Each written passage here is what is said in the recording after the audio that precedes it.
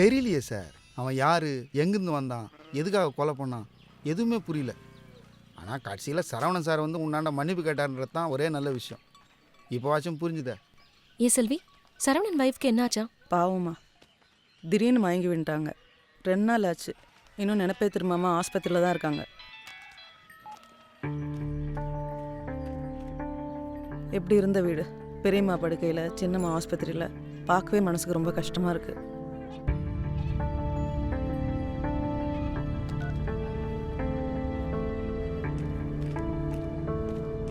அந்த மணி நகைகளுக்காக தான் இந்த கொலையை பண்ணானா.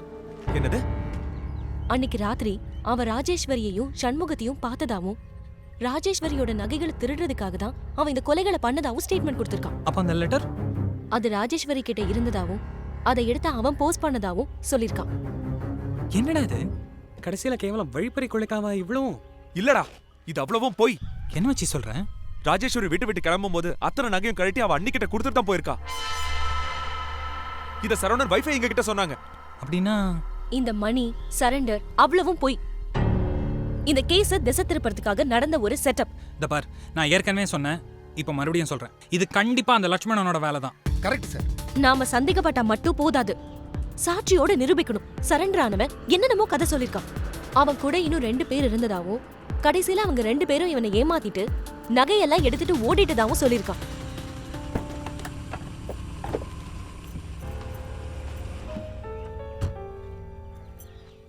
என்னங்க, நீங்க ஹாஸ்பிட்டல்ல இருக்கிறதா சொன்னாங்க?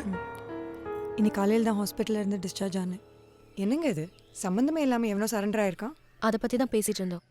அந்த நகையெல்லாம் இன்னும் என்கிட்ட தான் இருக்குது. இனிமேலும் இந்த உண்மையை மறைக்கக்கூடாது. ஆனால் இதை பற்றி என் வீட்டுக்கார்ட்ட பேசுகிறதுக்கு எனக்கு ரொம்ப பயமாக இருக்குது. சரி, பழனிக்கிட்ட சொல்லலான்னா 2 நாளாக அவரையும் காணும். அதான் நான் என்ன பண்ணட்டோன்னு உங்ககிட்ட கேட்கலான்னு வந்தேன். ஏன் பழனி எங்க போயிருக்காரு? ஏதோ வேலை விஷயமா வெளியூர் போயிருக்கிறதா என் டிரைவர் சொன்னார். ஆனால் 2 நாளைக்கு முன்னாடி மில்லில் என் வீட்டுக்காருக்கும் பழனிக்கும் பெரிய சண்டை நடந்துச்சான். கடைசியில் பழனி மயக்கமாக இருந்ததாகவும் அவர் வண்டியில் தூக்கி போட்டுக்கிட்டு என் வீட்டுக்கார் போனதாகவும் கேள்விப்பட்டேன். இங்கே என்ன நடக்குதுன்னே எனக்கு புரியல.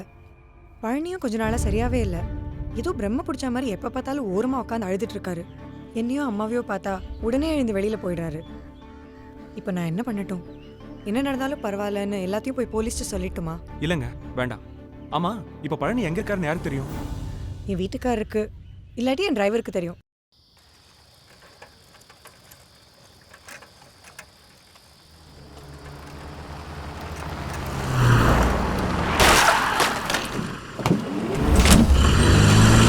எங்கடா பழனி? சொல்றா. உனக்கு எனக்கு இருக்கு பிடிச்சிருக்கா? நீ இப்ப என் வீட்டுல இருக்க, யாரும் எதுவும் பண்ண முடியாது. தப்பு முருகா, அவ என் தங்கச்சி. அம்மாவுக்கு யாரும் துரோகம் பண்ணக்கூடாது. தப்பு. ஏய், நான் சொல்றது கேளியா? யாரும் துரோகம் பண்ணக்கூடாது.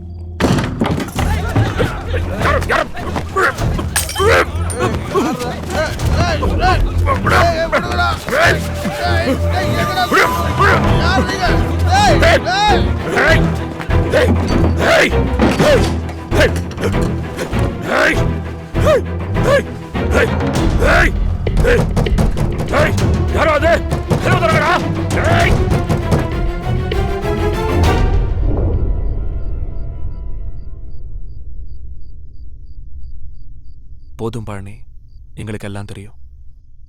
ராஜேஸ்வரியோட நகையெல்லாம் எங்க இருக்குன்னு கூட எங்களுக்கு தெரியும். இன்ஸ்பெக்டர் வீட்டில் ஒன்று பார்த்து ஒன்று எங்களுக்கு எல்லாம் புரிஞ்சிடுச்சு. உங்க டிரைவர் கூட எங்ககிட்ட தான் இருக்கான். அம்மாவுக்கு பண்ணி கொடுத்த சத்தியம் ஞாபகம் இருக்குல்ல? ஐயோ சார், சொல்லிடுறேன் சார், எல்லாத்தையும் சொல்லிடுறேன் சார்.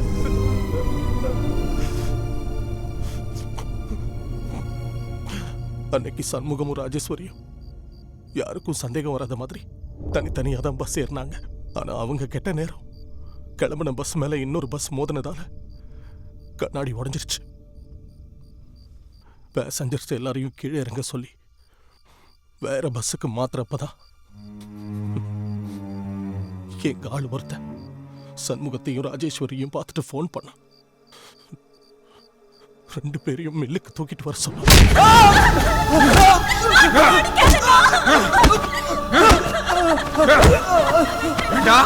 உனக்கு என் தங்கச்சி கேக்குதா?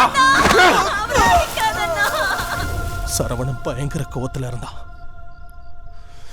சண்முகத்தை வெட்டிட்டு ராஜேஸ்வரிய வீட்டுக்கு தூக்கிட்டு போகணும் தான் இருந்தான்.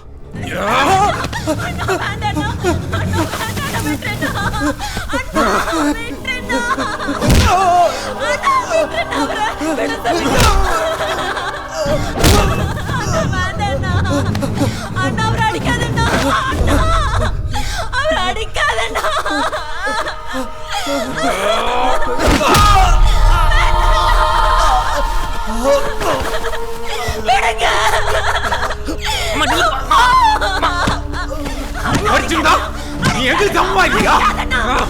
இன்னும் 10 நாள்ல கல்யாணத்தை வச்சுக்கிட்டு என்ன காரியம் பண்ணிருக்க? எங்களை விட உனக்கு இவன் தான் முக்கியமா போயிட்டானா? ஆமா, உங்க இஷ்டத்துக்கு என்னால வாழ முடியாது. எனக்கு பிடிச்சவர் கூட தான் நான் வாழ்வேன். ராஜேஸ்வரி அவனை எதிர்த்து பேசினா. சரவணனுக்கு கோபம் அதிகமாயிட்டே போச்சு.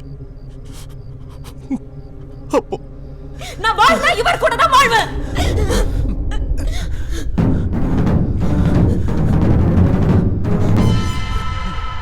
அதை பார்த்ததும் சரவணன் வெறியாகி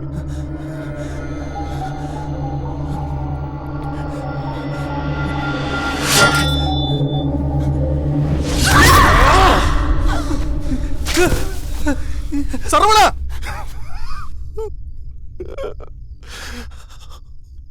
என்ன நடக்குதுன்னு புரியறதுக்குள்ள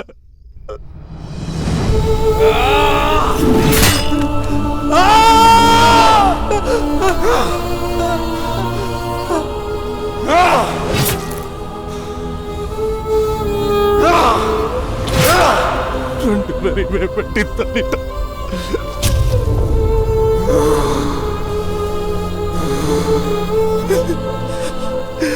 வெட்டி தள்ளிட்டான்.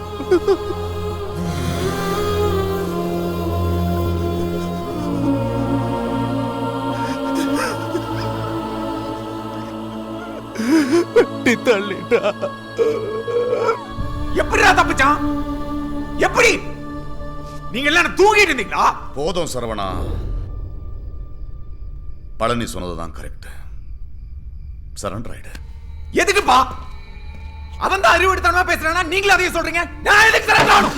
உன்னோட இந்த கோபத்தினால தான்டா எல்லாமே நாசமா போச்சு. பின்ன கோபப்படாம அவளை அந்த பையில கட்டி வச்சிருக்கணுமா? மானம் போயிருக்காது? சொல்லுங்கப்பா, ஊருக்குள்ள தலை நிமிர்ந்து நடக்க முடியுமா? எனக்கு மட்டும் என்ன ஆசையா கூட பிறந்தவளை கொல்லணும்னு? இத்தனை வருஷமா சேர்த்து வச்சிருந்த மரியாதை, கௌரவம், அதை காப்பாத்தானே செஞ்சேன். கொல்லணும்னு கொல்லப்பா, கொன்னுட்டேன். என் இடத்துல நீங்க இருந்திருந்தா என்ன செஞ்சிருப்பீங்க? சொல்லுங்கப்பா, சொல்லுங்க. அதனால தானடா செத்து போன என் பொண்ணுக்கு காரியம் பண்ணாம இருந்த. அவ பிறந்தப்ப ஊருக்கு விருந்து வச்ச வந்தான். நான் இப்படி எல்லாம் வளர்த்த அவ கல்யாணத்துக்கு எப்படி எல்லாம் பண்ணணும்னு ஆசைப்பட்டேன். திடீர்னு ஒரு ராத்திரி தங்கச்சியை கொன்னுட்டேன்னு வந்து நின்றியே. ஒரு குழந்தைய கொல்லவாடா இன்னொரு குழந்தைய பெத்த. நீ கொல்லணும்னு கொல்லலடா, நான் சாகாம செத்துக்கிட்டு இருக்க. இப்போ என் பயம் எல்லாம் இந்த முரட்டுத்தனத்தால உன்னையும் பறி கொடுத்துடுவேனோன்னு தான்டா. என்ன பத்தி யாரும் பயப்படாதீங்க. எங்கிருந்தோ வந்த ஒருத்தன் அவனை காலி பண்ணாம நம்ம ஆளுங்க என்ன பூ பறிச்சிட்டு இருந்தாங்களா? வேணாம் சரவணா, யாரும் யாரையும் இனி காப்பாற்ற முடியாது. நீ சரண்டர் ஆகிறத தவிர வேற வழி இல்லை. என்னப்பா சொல்றீங்க? இதுக்கு வேண்டிய இவ்வளவு போராடின.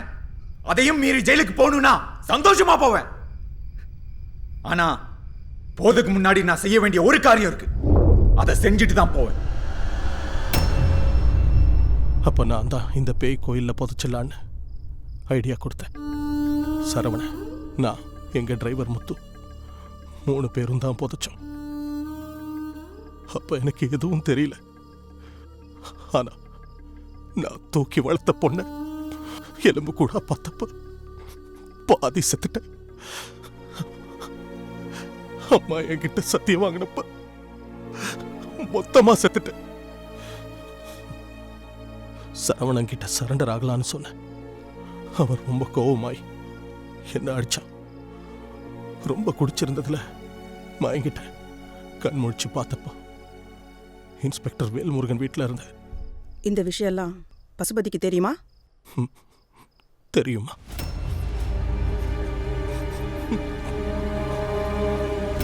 இந்த வழக்கில் சம்பந்தப்பட்ட பழனியின் ஒப்புதல் வாக்குமூலத்தின் அடிப்படையில் ராஜேஸ்வரியின் தந்தை பசுபதி மற்றும் சகோதரர் சரவணன் இருவருக்கும் இந்த வழக்கில் தொடர்பிருப்பது தெரிய வருவதால் இருவரையும் போலீஸ் காவலில் எடுத்து விசாரிக்குமாறு இந்த நீதிமன்றம் உத்தரவிடுகிறது.